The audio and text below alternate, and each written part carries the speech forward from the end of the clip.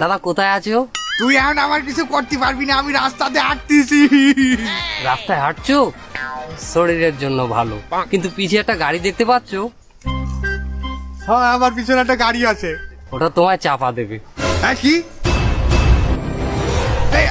কি করছিস স্যার?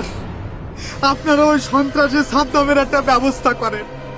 আমি তো কোনো জায়গায় শান্তিতে বসতে পারতেছি না, মৃত্যুর ভয় আমার চারিদিকতে তাড়া করে বেড়াচ্ছে।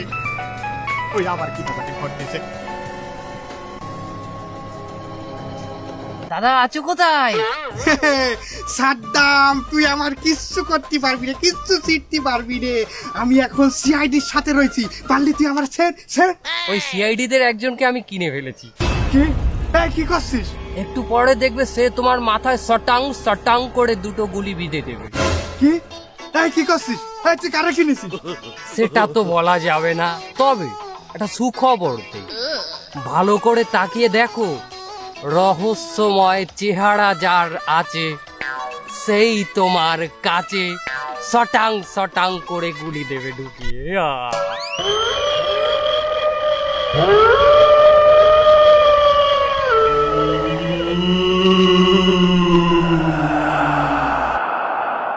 আমার তো এটারে সন্দেহ হয়।